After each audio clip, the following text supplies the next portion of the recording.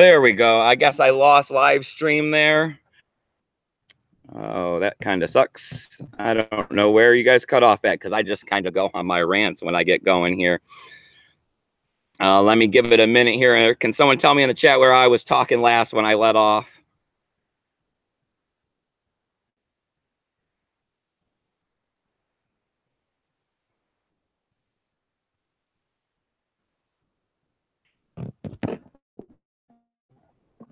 All right. Well, I guess we'll start this all over again.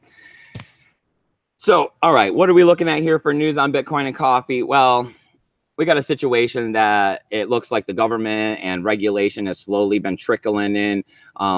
We've been seeing that the SEC has been seriously looking at ICOs, and that exchanges have been having to comply with know your customer laws and anti-money laundering laws. And even the governments that are go ahead and embracing cryptocurrency are definitely making sure that they have their regulations over the exchanges and what's happening in ICOs. And here we are seeing that, the Canada and United States are pairing together and they're doing a crypto sweep of dozens of scams, so they're kind of like, they're weeding it out. They're trying to make sure that, the scams that were out there, that big hedge funds and accredited investors that have those millions and potentially billions of dollars to be investing in our cryptocurrency space aren't going to be getting suckered into all that stuff that I guess we kind of got suckered into as early adopters. Whether or not this is a good thing or a bad thing, I've seen the argument on both sides, that they may come in and start having a lot of these stable coins, and it could lead people not going back to fiat cash, which could go both ways, leading us to better decentralized currencies and not necessarily the ones that are controlled by the government. Or they could go ahead and be using these stable coins to go ahead and take control of the cryptocurrency markets. Time's going to play out. It's that us here in these early days have to start making the right decisions on which cryptocurrencies to hold and back. And we have a large role to play in this space. And it's that we have to be conscientious, not only of the financial gains that we're looking to make, but also, the contribution that we're making in the society by promoting certain coins and not promoting certain coins. So as we move forward, we had RSK smart contracts start up their second platform over a week ago. And this is amazing news and technology for Bitcoin, that smart contracts on Bitcoin on a side platform or on a side chain, just like we're looking at with Lightning Network. And yet we hardly hear a peep out of this. So why is this? Is mass media for cryptocurrency starting to be controlled by the banking industry because they are controlling the major corporations or, news reporting that's happening out there? I don't know. But I find this big news that RSK is out there with their smart contracts getting up and running. And here we are looking at segregated witness has only been on Bitcoin for a year, and it took us 2 years to make it happen. We're looking at Lightning Network getting more adoption every single day. It's not a matter of controversy at this point. It's just a matter of when we all get aboard and we get a decent graphic user interface so that, your mom and your kids and your uncle and the crazy guy living on the street can figure out how to use this stuff. So some people are out there talking bad about cryptocurrency, and it upsets me a little bit when every single day this technology is proving more and more resilient to the FUD that keeps coming out against it.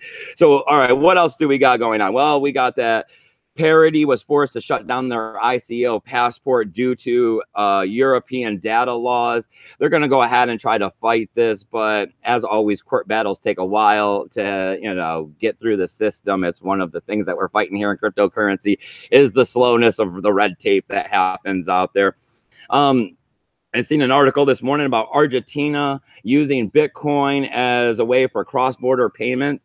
The article wasn't really all that big, but the technology of them using Bitcoin without the customer actually having to handle the Bitcoin in any way, and the bank using it to transfer, the funds that the person is trying to get across borders to make it happen at a reduced rate and over a period of time, bam, right? That's one of the major things that we've been talking about in cryptocurrency is that if they can't understand it, getting the intermediaries in there to use the cryptocurrency so that the person can still get the advantage of the cryptocurrency. So, all right. And then I also seen that caught Crypto Versus episode this morning, and I thought I'd bring this one up. I didn't dig into it myself, but if it is happening, I mean, it's kind of a big deal, and I guess it would be downplayed because Verge is starting to be so much up and coming that they could potentially be under a 51% attack. He was reading this on some forums. You'd probably have to go definitely investigate yourself some more. You know, I don't hold a lot of altcoins or anything like that. I don't hold Verge. But like he was saying, you know, they have had this problem before. You know, that is a struggle with these smaller altcoins is that, I mean, how many miners do they really have? What is the mining power in comparison to what Bitcoin has? That's why it's such a strong network. We're also looking at Zcash. Gemini trading is going to be opening pretty much right about now, right? We're looking at 7:30 EDT time. So, I mean, that's pretty much about all I got today on Bitcoin and Coffee. I got to thank you guys all for stopping by. I love doing these live streams in the morning. It's been going great for me to be able to just upload this live. I know I'm sacrificing the video quality, but I can interact with you guys in the chat if you guys have any questions or comments. As always, I keep recommending you guys to come on over to Steam, upvote my post. I know I've been getting flagged over there. I don't know what's going on with it. I've been trying to dig into it, give it a little bit of time and hope that it resolves itself. I guess I'm going to give it several more days, and then I will have to figure out some sort of movement on that. Besides that, I got all kinds of tools, links, and affiliation codes listed down there below. Stuff to get you going on faucets if you don't have any cryptocurrency. So stuff to get you a hardware wallet. But the best thing I got down there is my email address. It's eugeneforrest20@gmail.com. Please shoot me those emails. Ask me those questions about what you got going on in the cryptocurrency space. Please come on over and check out Bitcoin and Coffee 2. It'll be uploaded to DTube in about 3 hours.